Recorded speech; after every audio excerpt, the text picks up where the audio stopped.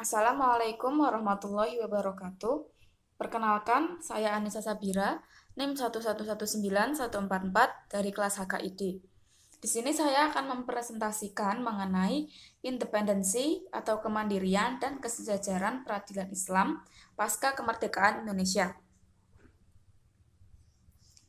Lahirnya Undang-Undang Nomor 7 Tahun 1989 merupakan bukti nyata besarnya pemahaman dan perhatian pemerintah terhadap aspirasi umat Islam yang menginginkan adanya perundangan secara khusus mengatur tentang peradilan agama. Undang-Undang Nomor 7 Tahun 1989 membawa pengaruh besar terhadap peradilan agama di Indonesia, sehingga mandiri dan berkedudukan sama tinggi dengan peradilan-peradilan lainnya.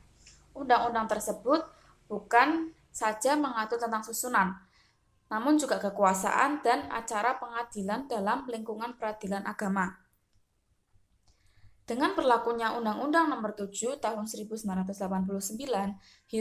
hierarki pengadilan dalam lingkungan peradilan memiliki hubungan ganda, yakni hubungan fungsional dengan Mahkamah Agung dan hubungan struktural dengan Departemen Agama. Undang-Undang Nomor 7 Tahun 1989 ini sekaligus menghapus sebutan pengadilan agama sebagai pengadilan semu, pengadilan yang kerempeng, karena pengadilan agama telah memiliki regulasi yang kuat. Dari segi susunan, pengadilan agama tidak berbeda dengan susunan pengadilan lain yang terdiri dari pimpinan, hakim anggota, panitera, sekretaris, dan jurusita. Unsur jurusita inilah yang kemudian membedakan dengan susunan pengadilan agama sebelumnya, sehingga pengadilan agama sejajar dengan peradilan lainnya.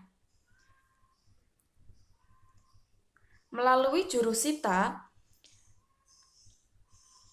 sebagaimana dinyatakan dalam pasal 38 Undang-Undang Nomor 7 Tahun 1989 berbunyi, pada setiap pengadilan agama ditetapkan adanya jurusita dan jurusita pengganti. Maka, peradilan agama dapat melaksanakan tupoksinya sebagai peradilan agama, peradilan negara, seperti melakukan pemanggilan, penyitaan, dan eksekusi terhadap putusan yang telah memiliki kekuatan hukum.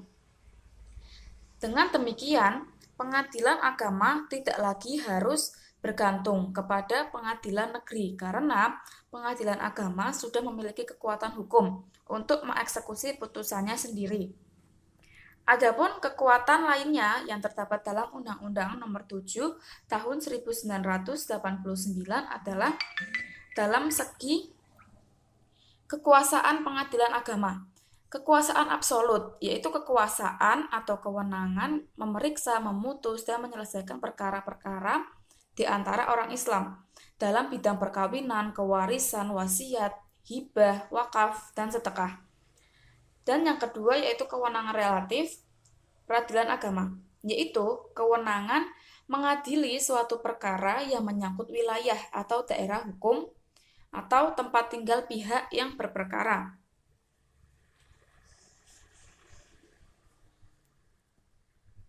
Selanjutnya,